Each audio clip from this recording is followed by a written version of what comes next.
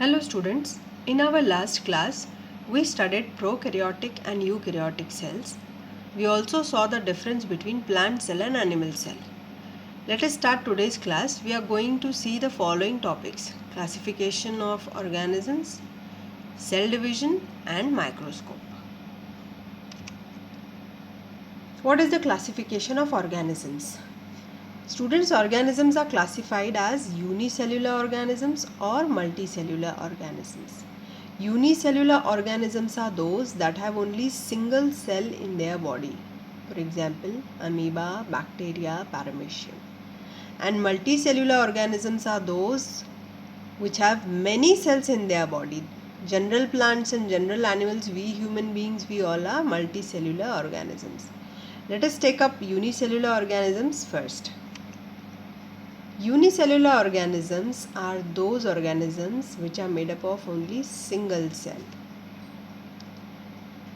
For example, amoeba, paramecium, euglena, bacteria and yeast. You can see the diagram, you can see the picture. This is amoeba, this is paramecium, euglena. This is the single cell is there in their body. The single cell is amoeba.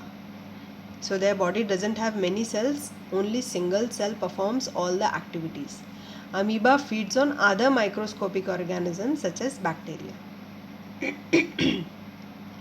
A unicellular organisms perform all the vital life processes with only one cell. So this one cell performs all the functions such as digestion, respiration, excretion, everything. All the processes are performed by this one cell. And unicellular organisms can be prokaryotic or eukaryotic. Students, we have studied the difference between prokaryotic and eukaryotic.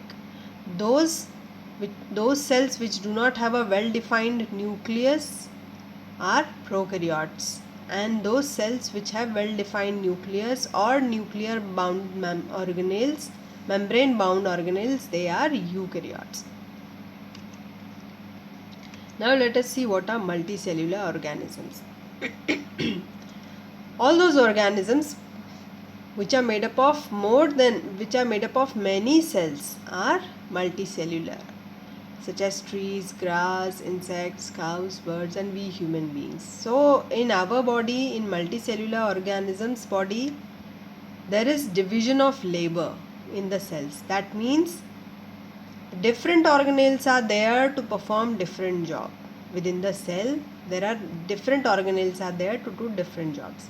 And similar types of cell group together and forms tissue and then organs, and the specialized organs are there to perform specialized body functions. So we have many organs to perform different functions.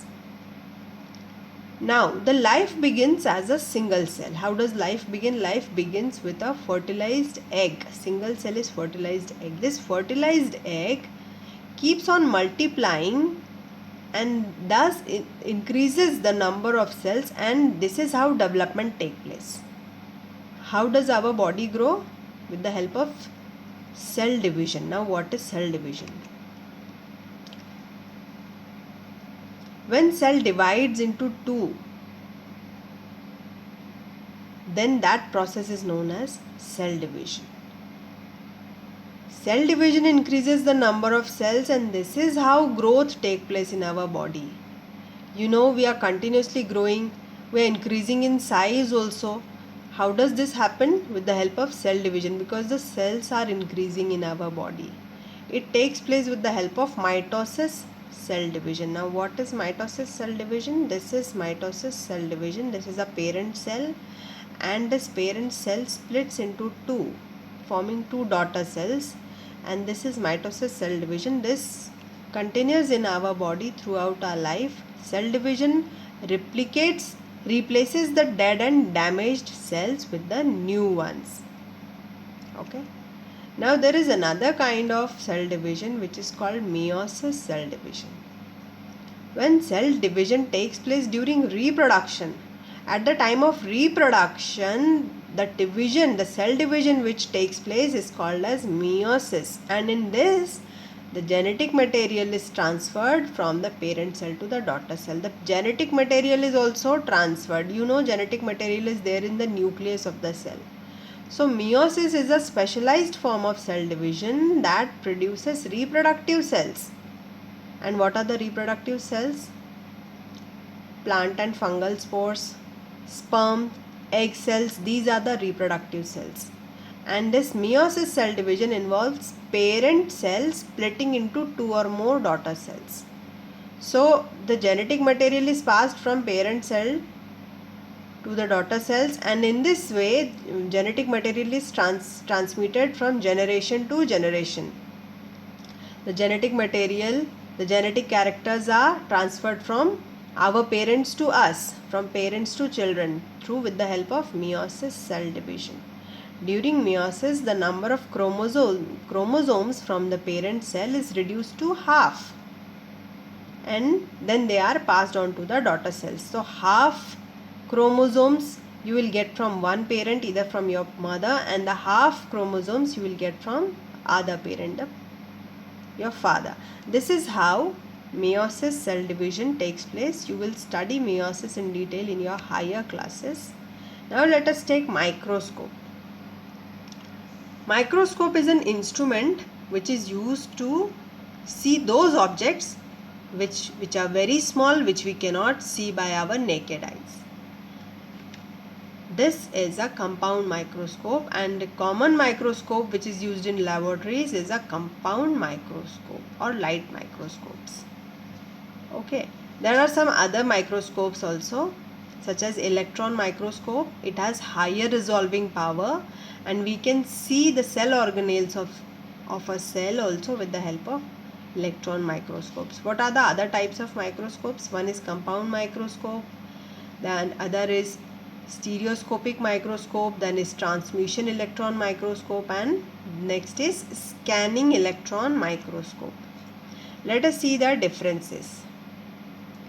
Compound and stereoscopic microscope uses light to magnify, while transmission electron microscope and scanning electron microscope uses electrons to magnify. Now these two electrons, they have lesser resolution power. It can resolve up to 500 times or 2000 times, while it can magnify up to 50 times. But the magnification of transmission electron is much higher. It is 10 lakhs and 20 lakhs in scanning electron microscope. It gives the image of 2D compound microscope, while all other microscopes give 3D images. And the compound microscope and stereoscopic microscope, they can magnify only thin objects. The objects need to be thin for the light to pass, while these two microscopes, thick objects can also be viewed under them. So students, here we have completed our biology section. Thank you.